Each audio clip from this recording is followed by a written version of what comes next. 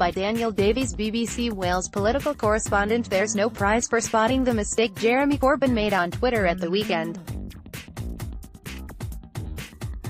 Opponents gleefully reminded him that Barry's local health services have been under the stewardship of Labour government since Tony Blair's landslide victory 21 years ago.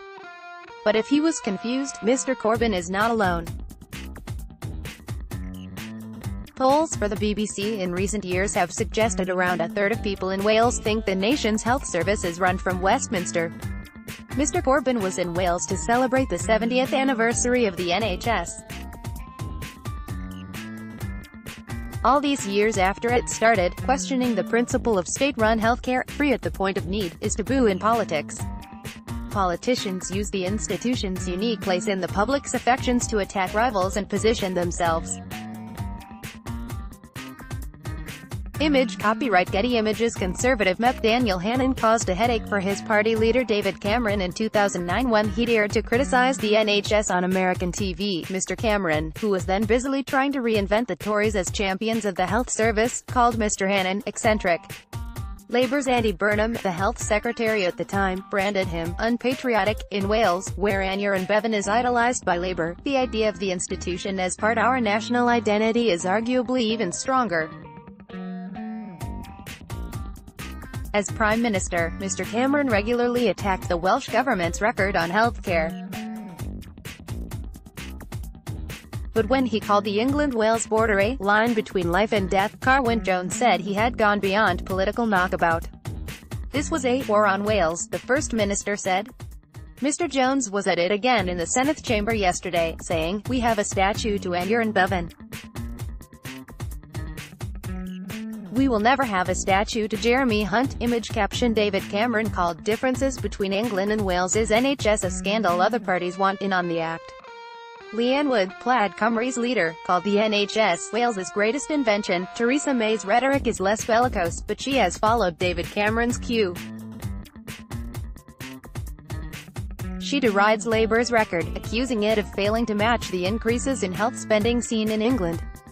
Technically, she's correct, but she ignores the fact that health spending per head is higher in Wales. So why pick on Welsh Labour? It's because voters, by and large, more strongly associate the NHS with Labour than the Conservatives.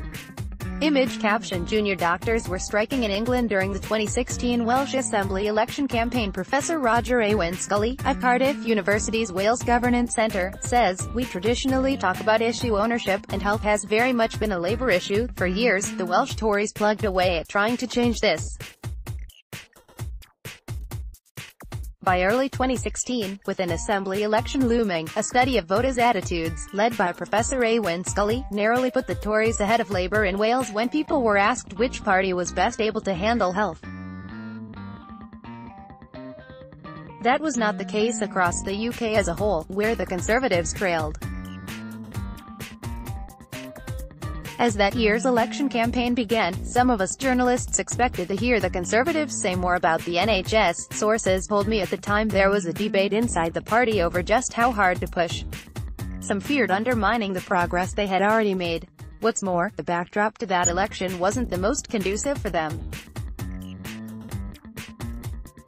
While Welsh politicians were on the campaign trail, junior doctors were on strike in England.